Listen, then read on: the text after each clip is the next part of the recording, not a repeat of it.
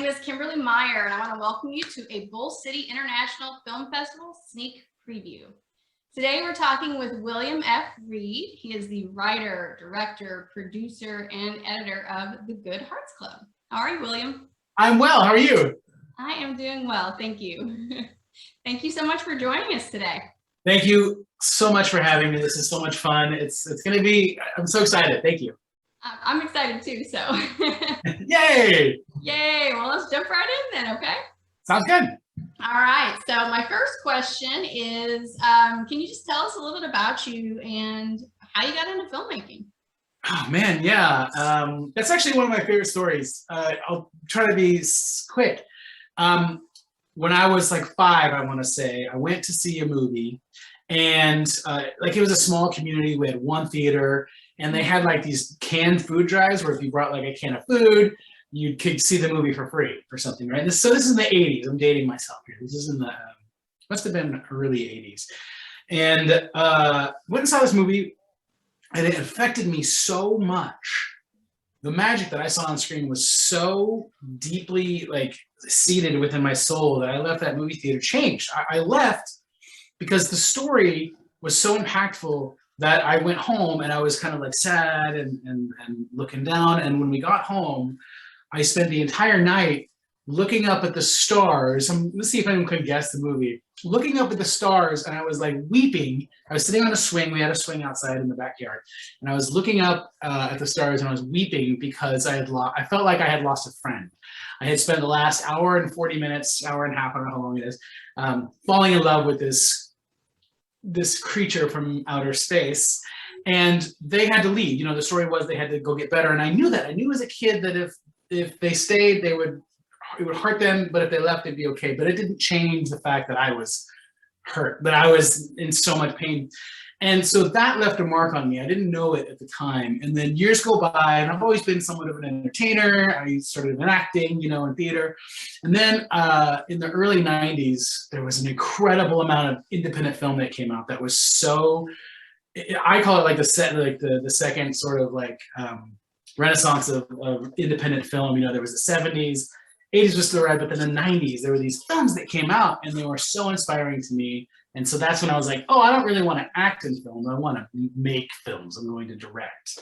So that was kind of my journey getting there, you know. I always knew as a kid that I wanted to, like, I was different. I was kind of a loner, you know, in the back of the room. But I would like, I would take these toilet paper rolls, and I would use those to watch other kids play, you know. So I was always doing that. And so those were kind of like, that's what warmed me to where I am today. Oh my gosh, was it E.T.? Yes, indeed it was. That had an impact on me as well, so I understand that definitely. Did you see it as a young age, at a young age as well? I did. I was really just brokenhearted by his, I thought, heartburn. Yeah, right. He has a heartburn. Oh, yeah. And obviously it stuck with me. His heart, good hearts, yeah. It did. I didn't quite understand it at the time, but I love that for sure. It's so inspiring how that carries on with you. So it started with writing and then directing. Did it kind of go in that order? And did you move? No, not at all, man. I didn't want to write at all. In fact, if you were to ask me like what my strengths are, that would probably be towards the bottom. And it's out of necessity, you know, like for me, I also am a cinematographer. So jack of all trades, master of none.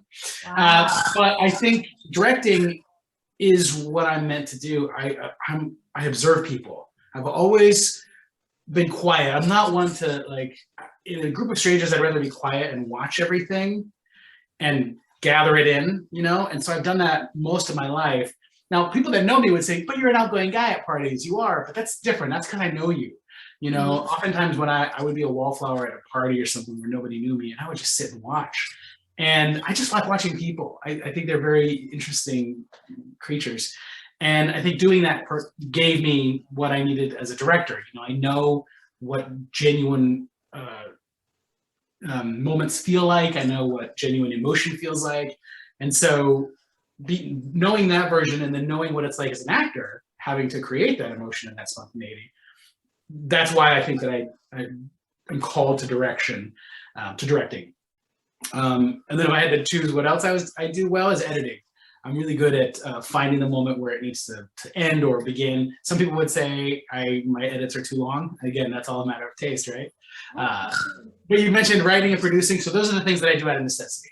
Okay. It's hard to find a story that you want to direct and put so much time and effort and produce into, right? So you do that. I do that anyway as a means to an end, really. Understand. Well, that actually leads me into my next question.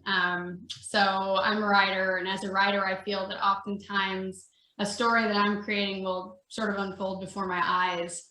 So seeing as you were involved in so many facets of the process of creating this particular film, was there one role that you felt uncovered a deeper element to the story that you didn't expect to uncover, considering the fact that you wrote it? A role as in one of the characters?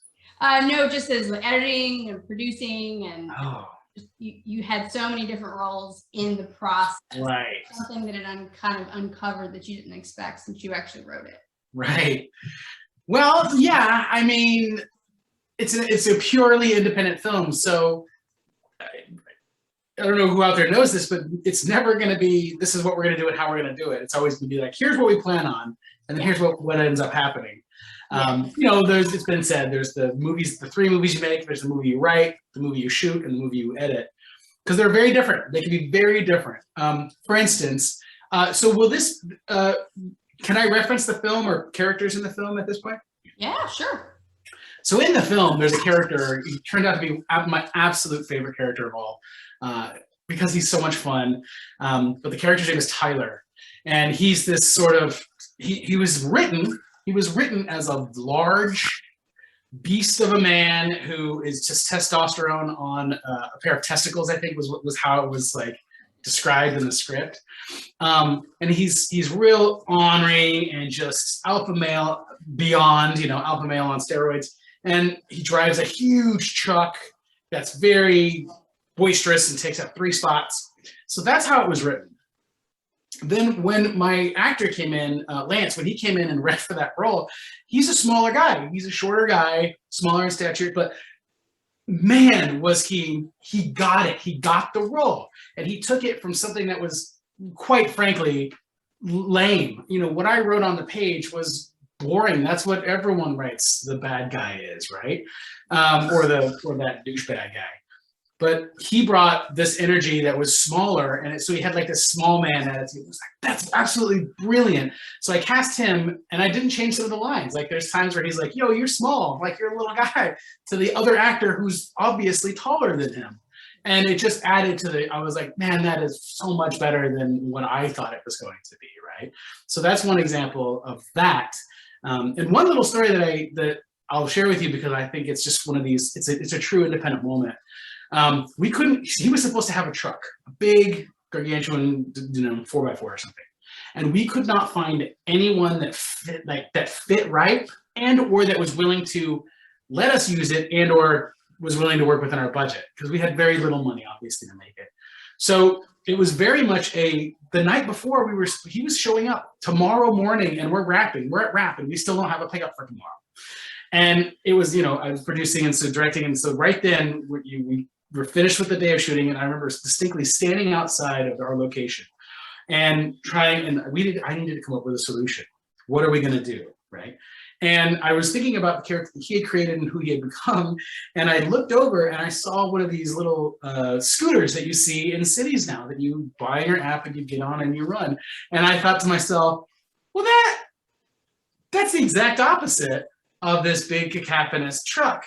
Mm-hmm. But man, if it doesn't have that same energy. Yeah. And I thought to myself, that's it. That's what we're going to do. We're going to rent one of those tomorrow, and that little guy is going to cruise up on it, and it's going to be funny. And it was. It's now hands down one of my favorite parts of the whole movie, because it was so organic the whole way, and it feels that way. I think when you watch the film, you see that character and you're like, oh my God. Either you love him because he's ridiculous, or you hate him because he's ridiculous. So he was definitely one of my favorite characters. I'm laughing because I loved everything you just mentioned. It made me laugh. It definitely worked. So it's interesting to hear that, how it started and how it ended. That's really interesting.